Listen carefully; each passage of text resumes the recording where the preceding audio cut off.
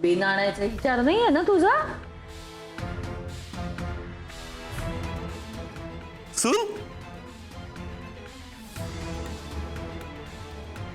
उतावळा गोकुळ गुडघ्याला बाश जा सुनबीन नाही पर त्या व्यक्तीचं ट्रेनिंग कधीच सुरू झालंय. म्हणजे कोण आहे ती व्यक्ती? धीर धरा समध्यांना कळणार आहे ती व्यक्ती कोण आहे. पण ती व्यक्ती एकदा का घरात आली की त्या कस्तुरी समोर आणि तुम्हा सर्वांसमोर मी खेळ खेळायला सुरुवात करणार. सावकाश हळू ये. बरं इतकं काही नाही झालंय मला. हो का? उगाच दुखत होता का रात्रभर पाय? आणि ऐक, खूप दुखलं तर हॉस्पिटलला या, पण एक्सरे काढून घेऊ. मी सांगितलं ना तुला, इतकं काहीही झालेलं नाहीये. जरा आराम केला ना की बरं वाटेल. आराम करशील तर ना. पण मम्मी मम्मी मी आजपासून हॉस्पिटलला जायचं ठरवलंय. अरे वा चांगले की मुहूर्त लागला म्हणायचा. फक्त एक रिक्वेस्ट होती. तिचा पाय खूप दुखतोय, तर आज दिवसभर तिला घरीच थांबू दे आणि काही कामं सांगू नकोस.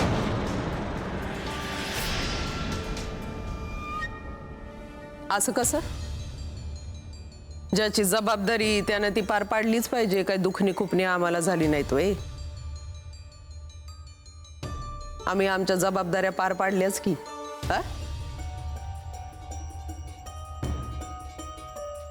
नाही पण तू टेन्शन घेऊ नको, अजिबात टेन्शन घेऊ नको. आपण ना तिला बसून काम देणार, फोनवर बोलायचं काम.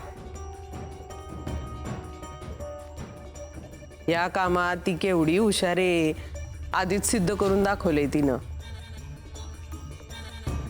नाही का? त्यामुळं आज तिचं काम बसून काळजी नसावी. तू चल त्याला जाऊ दे हॉस्पिटलमध्ये. बरं मी पण थांबतो मग थोड्या वेळ. हो का? बरं तसं तर तसं आपल्याला काय बी चालतंय. चला.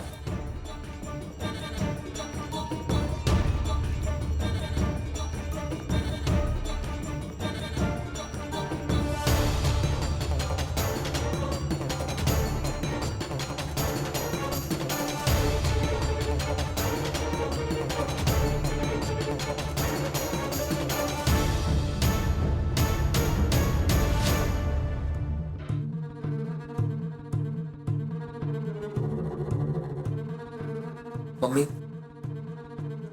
कस्तुरीला का घेऊन आलीस इथे? सगळं सांगणार. कस्तुरी या घरात राहावी सगळ्यांना वाटतं, मला पण वाटतं. पण या घरात राहायचं असेल तर काही नियम आहेत. नियमांपेक्षा जास्त आपल्या घरच्या प्रथा आणि परंपरा आहेत. मला माहितीये मम्मी. तुला सगळंच माहिती आहे असं नाही. तुला या रूम मध्ये घेऊन यायचं कारण नसते. हे घर भाई साटमचं. हा भाई साटम माझा भाई. घरातल्या प्रथांना परंपरांना त्यानंच सुरुवात केली. या घराचं असं एक काम आहे. भाई जेव्हा जागा होता भाई करायचा. भाईच्या अशा अवस्थेनंतर मी ते काम सांभाळलं आणि मला असं वाटतं माझ्या नंतर हा वारसा कुणीतरी चालवायला पाहिजे. काय सौरभ तर डॉक्टर आहे, त्यामुळे त्याला सांगण्यात काय अर्थ नाही. त्यामुळे मला असं वाटतं. एक मिनिट, म्हणजे तुला असं म्हणायचं की कस्तुरीने हे काम? अगदी बरोबर. मला असं वाटतं कस्तुरीनं काम करावं, कारण घरात तर असं काही काम नाही आणि घरातली कामं करायला कला आहेच की. त्यामुळं मला असं वाटतं हे काम कस्तुरीने सांभाळावं.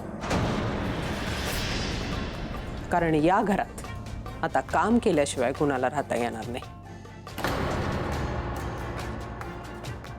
कारण या घरात राहायचं असेल तर प्रत्येकाला काम करावं लागणार. म्हणजे परत एकदा मला आता त्या कस्तुरीला शिव्या शिकवाव्या लागतात का काय? आणि कस्तुरी पुन्हा एकदा घर सोडून गेली तर? अगदी सोपे बरं का कस्तुरी, काय धावपळ करायची काही गरज नाही, एका जागी बसून काम. काय फक्त मोठ्या आवाजात बोलायचं, कधी कधी जरा जास्त मोठ्या आवाजात बोलायचं, लोकांना धमक्या द्यायच्या आणि आपलं काम करून घ्यायचं. इतकं साधं सरळ सोपं. जमल ना? तिकडं काय बघती? ती हे नाही करणार. का? काय वाईट आहे याच्यामध्ये? काल जशी बापाशी मोठ्या आवाजात बोलत होती त्याच्यापेक्षा जरा जास्त मोठ्या आवाजात लोकांशी बोलायचंय. कसं बोलायचं, किती बोलायचं ते समजा मी सांगेन बरं का, काळजी करू नकोस, मी समजा शिकवून तुला. मम्मी अगं तिला कसं जमेल हे? नर्स आहे ती. हा नर्स होती, पण आता या घरची सून आहे. या घरची सून म्हणून तिचं काही कर्तव्य आहे का नाही? आ घरासाठी काही योगदान असणार का नाही तिचं? मम्मी हे नाही, आपण वेगळा मार्ग काढू. काय मार्ग निघणार? काय डॉक्टर होणार का काय ती? काय बोलतो? काही झालं तरी सुद्धा तिला हे काम करावंच लागणार. मी खरंच डॉक्टर झाले तर? काय खरं बोलतेस का काय? कला, ऐकलंस का काय म्हणाली ते? ओ भाई, काय म्हणाली ते ऐका. डॉक्टर होणार म्हणे. ह्याच्यात एवढं हसण्यासारखं काय? नाचू नको तर काय करू, इतकं सोपं वाटतंय तुला? हा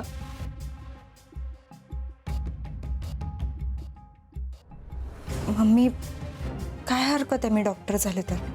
का शक्य नाहीये? मी होऊ शकते डॉक्टर. कदाचित कोणावर तरी आवाज चढवून बोलणं शिकण्यापेक्षा डॉक्टर लवकर होईन मी. किती वर्ष लागतात डॉक्टर बनायला माहितीये का? डॉक्टर बनण्यासाठी सौरभनं केवढी मेहनत केली. मेहनत मीही करेन की मग. माझी लहानपणापासूनची इच्छा होती डॉक्टर व्हायची. या कारणाने तरी पूर्ण होईल ती. कस्तुरी, मी तुला मदत करेन. माझा पूर्ण सपोर्ट असेल तुला. तू खरंच डॉक्टर व्हायचा विचार करतेस का काय? हो मम्मी, मी आता डॉक्टर होऊनच या घरात योगदान देईन. बरीच वर्ष लागतात डॉक्टर व्हायला, तोपर्यंत काय करणार आहेस? तोपर्यंत आहे तसं चालू दे ना. तुम्हाला मला ओरडून मला शिक्षा करून जर का समाधान मिळत असेल ना, तर माझंही त्यातच समाधान आहे असं समजा. पण एक ना एक दिवस मी नक्की डॉक्टर होऊन दाखवेन आता. पण हे असं धमकावणं वगैरे मला नाही जमणार. तुला काय वाटतं यानं तू मला हरवू शकतेस? पण मला तुम्हाला हरवायचं नाहीच आहे. मग मम्मी अहो, आपल्या माणसांनाच काय हरवायचं? आपण एका घरात राहतो, आपल्यात कसलं आलंय हार आणि जीत? मला तुम्हाला जिंकायचं. एक ना एक दिवस मी ते शक्य करून दाखवेन.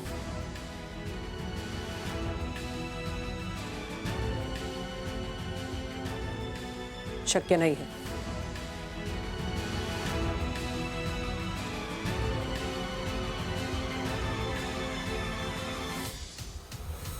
सौरभ, माझा निर्णय झालाय आता. यापुढे मी या घरासाठी जे काही करेन ना, ते डॉक्टर होऊनच. तू नक्की डॉक्टर होणार आहेस कस्तुरी, मला पूर्ण विश्वास आहे. पण मम्मी, मम्मीचं टेन्शन घेऊ नकोस, मी तिच्याशी बोलतो.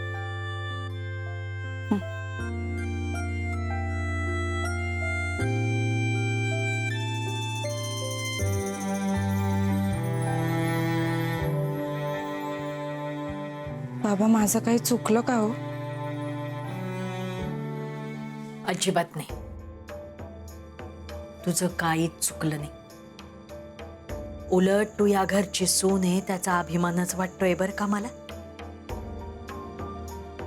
पण त्या कमूचं मन कसं जिंकणार? आत्या, या जगात कुठलीच गोष्ट सोपी नाहीये, पण अशक्य सुद्धा नाहीये. फक्त मेहनत करायची तयारी पाहिजे. आणि आपण मन लावून मेहनत केली ना, की ती गोष्ट आपल्याला नक्की साध्य करता येते. मग तू काय करायचं ठरवलंय? खरं सांगायचं तर मी आता एवढंच ठरवलंय की त्यांना जे हवं ते करायचं. त्या म्हणतील त्याप्रमाणे करायचं. पण काय करायचं, कसं करायचं काहीच डोक्यात नाहीये. अगं बाई कस्तुरी, पण तू त्या कमूच्या मनात घर कसं करणार? पण म्हणून सुरुवातच करायची नाही असं थोडीच आहे. पाण्यात पडल्याशिवाय पोहता येत नाही आत्या. आणि आता तर मी उडी मारलीच आहे पाण्यात. त्याच्यामुळे जगायचं असेल तर मला पोहत पोहत किनारा गाठावाच लागेल. कस्तुरी, तू जे काही करशील ना त्यात तुला यश मिळू दे बरं का. आणि तुम्ही मदत कराल ना? हे काय विचारणं झालं का? हा, अगं मदत करणार म्हणजे काय, करणारच. मारली पदराला गाठ. म्हणून तर इथं तुझ्या समोर उभी आहे ना, नाही तर गेली नसते का कमूच्या मागे. काय कस्तुरी, मला पूर्ण खात्री आहे बरं का, का तू जे बोलतेय ना ते करून दाखवणं. आता एवढंच सांगते का मागे फिरू नको अजिबात. प्रश्न फक्त एवढाच आहे की हे सगळं तू करणार कसं.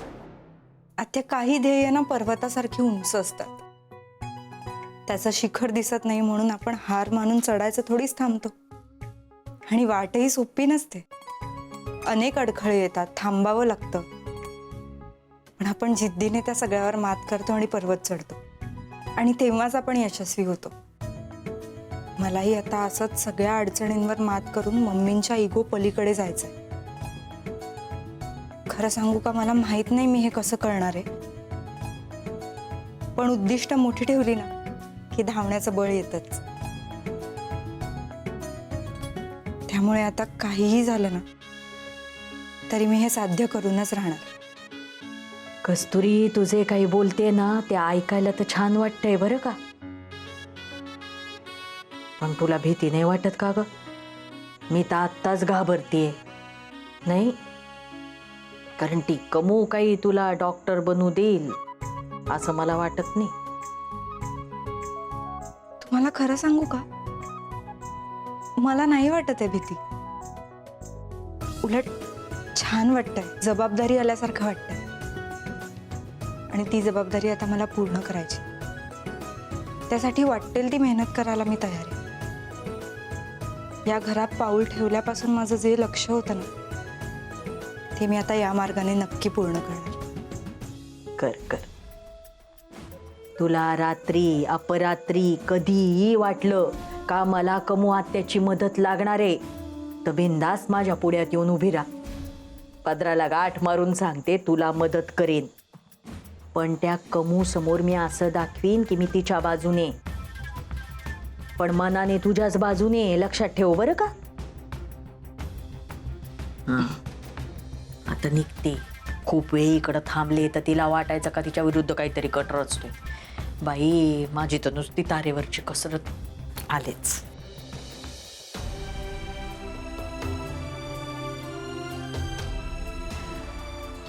बाबाच पहिल्यांदा या घरासाठी मम्मींना आव्हान दिलं. मला आशीर्वाद द्या.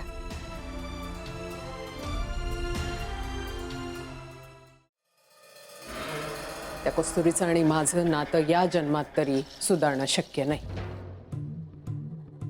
तिची बाजू घ्यायला आला असशील तर निघून गेलास तरी चालेल मला.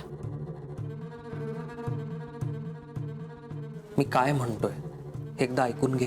हिम्मत झाली का? हिम्मत झाली का या घरामध्ये माझ्याशी अशा पद्धतीनं कुणी बी बोलायची? ही पोरगी या घरात आल्यापासनं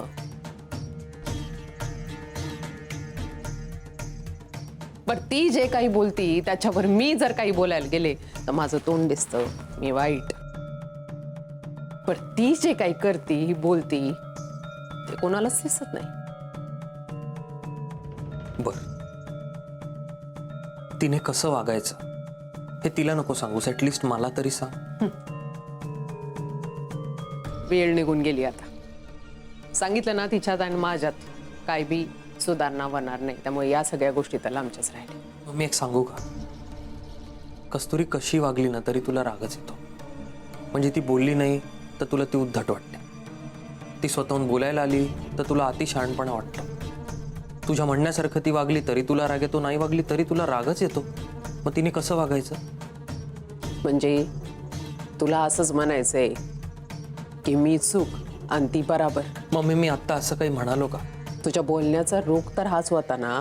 नाही मम्मी, तुला माहितीये का, तिने तुझ्यामुळे डॉक्टर होण्याचा निर्णय घेतलाय.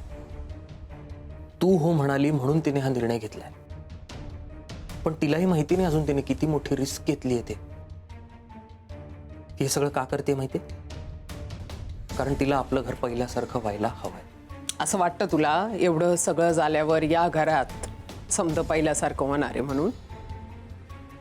मम्मी, जे काय झालं त्याच्यासाठी आम्ही दोघांनी माफी मागून झाली आहे ना. माफी मागितली म्हणजे झालं का सगळं? मग काय करू सांग, तू काय करू?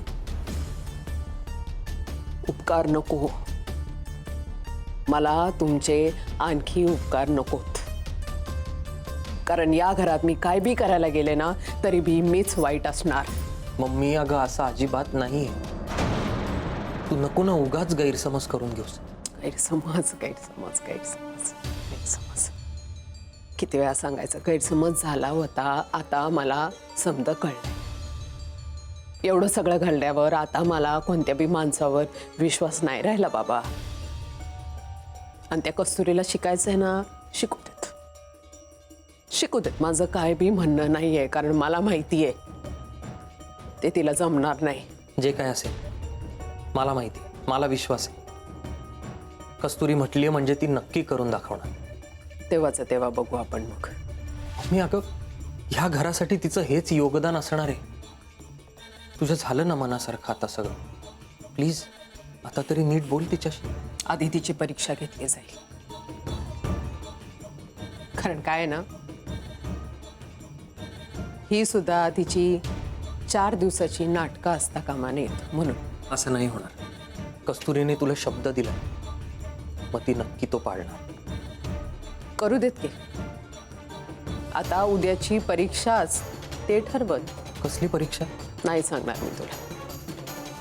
कारण काय ही तर मी तुला सांगणार आणि तू लगेच तुझ्या बायकोला जाऊन सांगणार हे मला माहिती.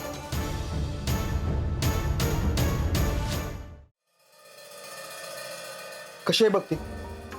काहीच कळवलं नाही. एकदा फोन केला त्यानंतर फोन नाही, मेसेज नाही.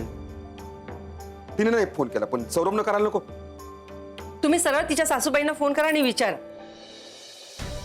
नाही नको, उगाच अर्थाचा अनर्थ व्हायचा. तिथे दुसरं असं कोणी नाहीये का की ज्यांना फोन करू आणि विचारू? नाही यार, मला एक कळत नाही, माऊला भेटण्यासाठी आपल्याला कारण किंवा कोणाची परवानगी घ्यायची काय गरज आहे? बाबा चला ना आपण जाऊन भेटून येऊ. थांब, आपण असं नाही करू शकत. आपण काय चोरी करायला चाललोय का त्या घरात? विजू, तू जरा समजून घे, जरा डोकं शांत ठेव. आपण तिकडे गेलो ना, माऊला अजून एकदा ऐकून घ्यावं लागेल आणि आपल्याला ते नको आता.